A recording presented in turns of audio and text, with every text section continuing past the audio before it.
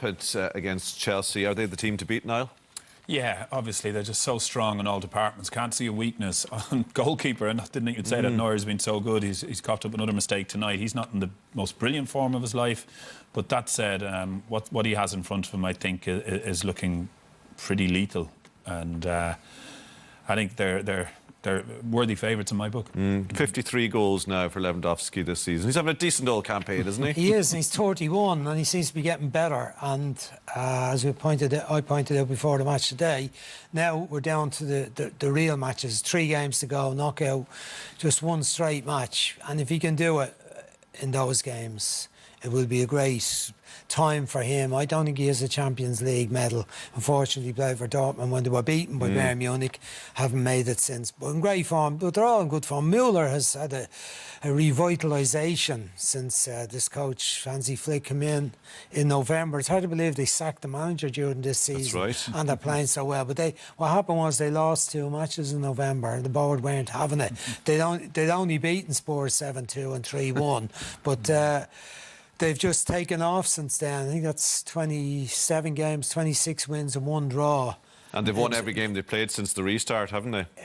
Yeah, that's 12 in a row now. But playing and plenty of options as well in attack. Some options for defence, but they're attacking, playing the wide, the work in the wide positions. We're going to show that in a moment. The 7 goals over the 2 legs against Chelsea, Lewandowski assisted with 4 of them and scored 3 of them. That's frightening stuff. I mean, we spoke about him beforehand. He is the complete package.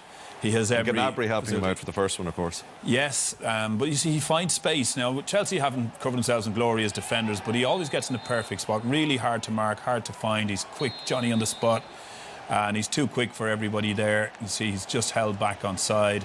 And he actually doesn't look at the ball at the entire taking of this penalty. Look, keep looking at his eyes here. Look, he doesn't look at the ball and is still able to whack it into the corner like that. Try that sometime, Tommy. Supreme confidence. Absolutely. I think I tripped myself up there. And brilliance, by the way. Here he is. He weighs up the options. Chelsea all over the place. Left back has gone way too far forward. The ball is given away by Kovacic in midfield. But he's sensible. You see, he's got a great read of the game too. He puts... he could have been selfish here, but he doesn't. He waits to see the options, lets it happen, and calmly puts the ball in the right area. He's a clever player. He's a quick player. He's a great header of the ball, as we'll see. He's got so much going. Get back to Bayern in a moment. Perception of Chelsea this season, and you look at the goals against column in the Premier League, bears it out, is that they're a soft touch defensively. Is that a fair challenge to... Look, I think the manager, he's done a good job this year, bringing in new players, the transfer ban, using a lot of the young players. I think they use more under-21 players, getting more minutes than any other team in the top leagues in Europe this season. Mason Mount's development, Tammy Abraham, and a few more. Pulisic was a big miss for them tonight. Not that the tie was done in the first match. Once he got his fitness, got back into it, he was great. Even in the cup final when they were beaten 2-1. But they got it, and they've signed a couple more. Timo Werner is in, Ziyech is in, talking to them signing 1 or 2 more. Should they not be signing a few defenders? Exactly. I was going to get there, Tommy. They need to get it. They need to get defenders, or they need to get the system right, that they're not done on the counter attack as much as they are. I think they lost 12 matches in the league as well, which says something. Brittle and not strong enough defensively, and the goalkeeping issue that they have as well. How much is it down to the personnel they have in terms of goalkeeper, defenders, defensive midfielders, whatever, and how much is it down to Lampard's philosophy, if you like, of football? Well, I think he hasn't had a long time to get his philosophy straight now, has he? He's been at Derby and did quite well, got to the playoffs last year, didn't quite make it. Come into Chelsea, very awkward club to run, and the expectancy is very, very high. There hasn't been huge investment in the team in recent years. Now it seems to be suddenly, was a question mark, was the owner losing interest in it because he isn't allowed to come to Britain anymore?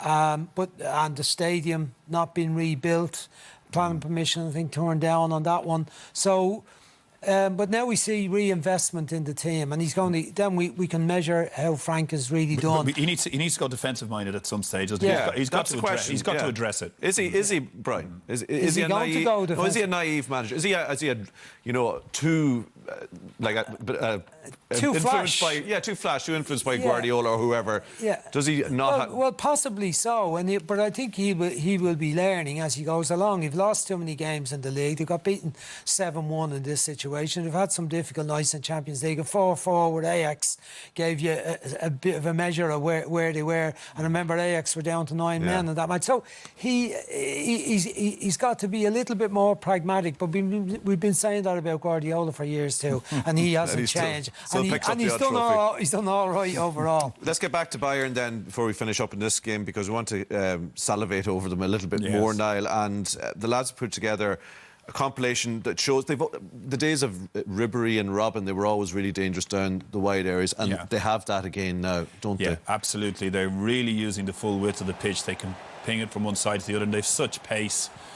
Going up and down the flanks as well. Just look, Alphonse Davies just took off there as soon as the ball was in the right back position. He knew where it was coming, and he runs past Hudson-Odoi, who's not slow, and again out width again, looking out, get it out onto the line, making it hard for Chelsea, who are trying to probably stay narrow and keep them from doing this to them. But it's impossible to stop when they're all aligned with it and they all know what's happening. Switching the ball out from side to side.